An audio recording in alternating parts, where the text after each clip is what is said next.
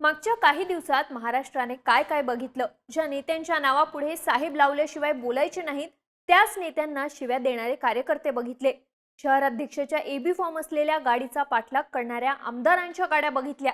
एका रात्रीत पक्ष बदलून दुसऱ्या दिवशी बिनविरोध नगरसेवक म्हणून निवडून आलेले उमेदवार पाहिले.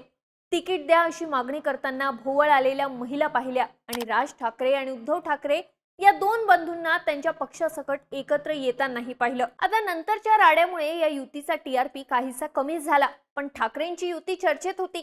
राज ठाकरे आणि उद्धव ठाकरेंमध्ये झालेल्या भेटीमुळे, एकत्र प्रचार सभा घेणार या घोषणेमुळे, पण त्यापेक्षा जास्त बातम्या झाल्या त्या नाराजीच्या, बंडखोरीच्या आणि राज ठाकरे युती करून फसलेत का या चर्चेच्या.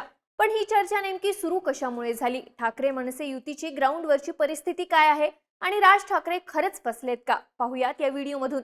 नमस्कार, मी दिव्या आणि तुम्ही पाहताय बोलभिडू.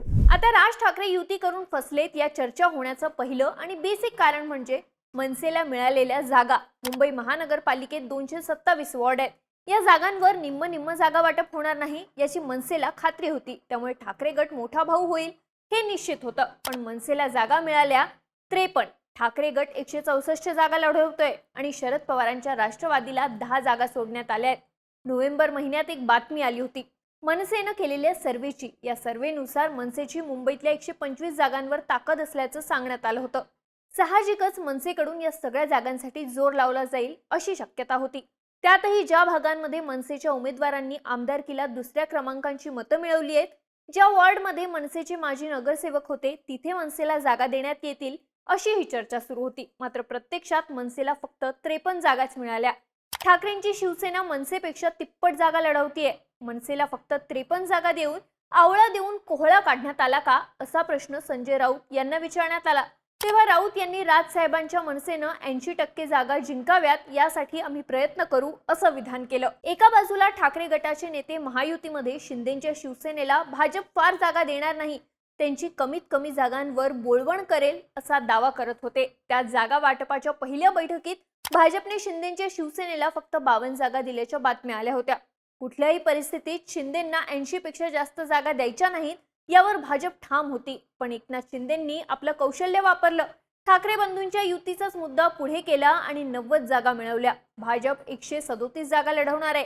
या युतीत रामदास आठवलेंच्या पक्षाला सामावून घेतलं जाईल असं सांगण्यात येतंय. पण तरीही शिंदेंचा आकडा 84च्या खाली येत नाही. पण इकडे मनसे मात्र युती करून ठाकरेंच्या शिवसेनेपेक्षा 3 पटींनी कमी जागा लढवत आहे. साहजिकच जागा वाटपात चांगला आकडा मिळवण्यात राज ठाकरेंना अपयश आलंय. त्यामुळे युती करून राज ठाकरे फसल्याची चर्चा सुरू आहे. राज ठाकरे युती करून फसल्याची चर्चा होण्याचं दुसरं कारण म्हणजे हक्काच्या जागा आणि हक्काचे भाग गमावणं. जेव्हा मनसे आणि ठाकरेंच्या शिवसेनेच्या युतीची चर्चा सुरू होती, तेव्हाच मनसेने जोवर जागा वाटपाचा तिढा सुटत नाही तोवर युतीची घोषणा करू नये अशी भूमिका घेतली होती.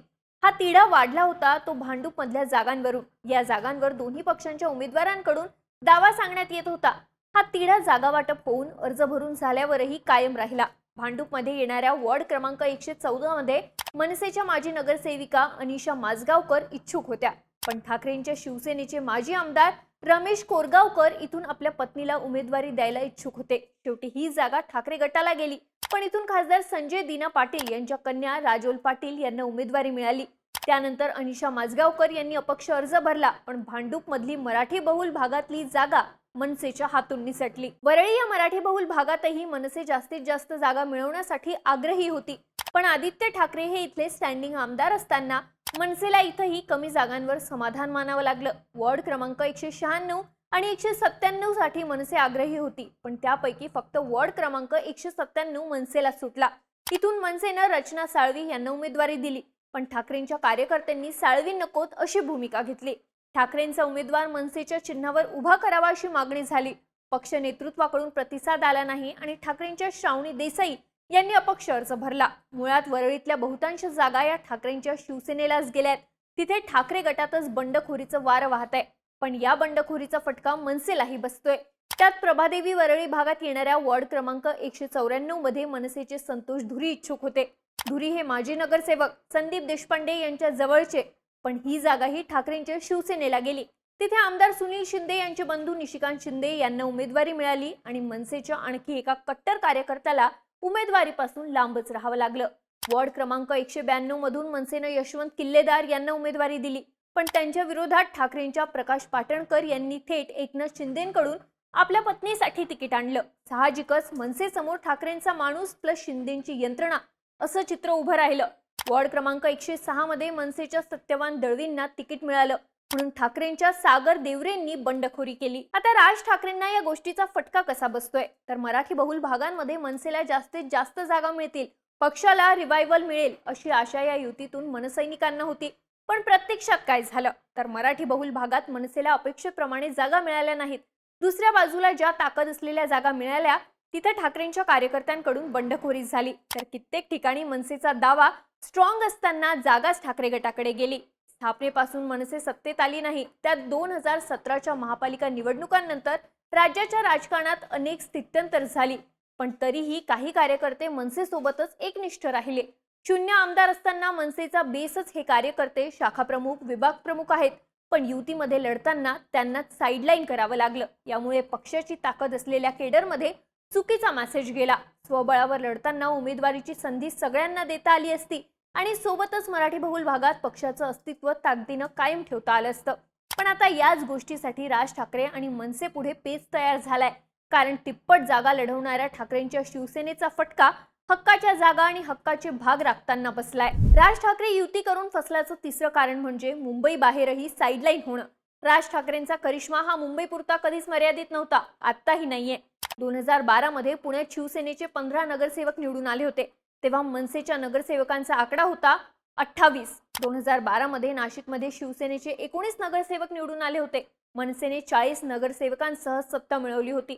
अर्थात नंतर इथे मनसे बॅकफुटला गेली, पण या दोन शहरांमध्ये मनसेने ताकद कायम ठेवली होती.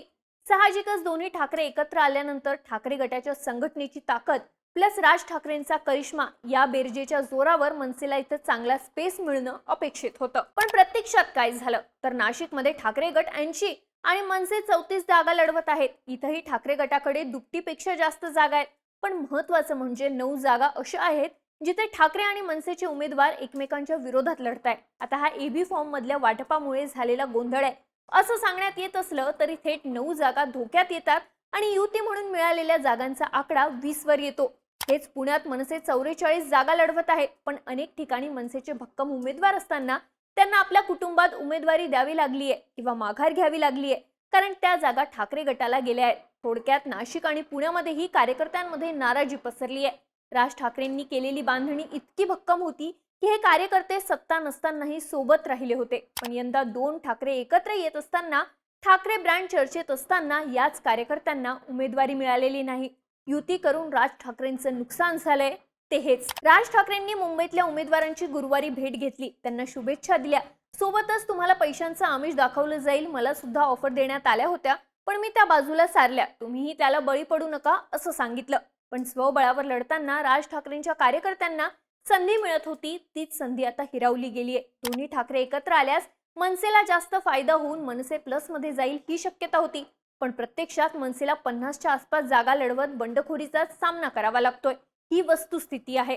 तुम्हाला काय वाटतं, युती करून राज ठाकरे फसलेत का? मराठी बहुल भागातल्या जागा न मिळणं आणि कार्यकर्ते नाराज होणं राज ठाकरेंपुढच्या अडचणी वाढवेल का? तुमची मतं आणि प्रतिक्रिया आम्हाला कमेंट करून नक्की कळवा आणि बोल भिडूला सबस्क्राईब करायला विसरू नका.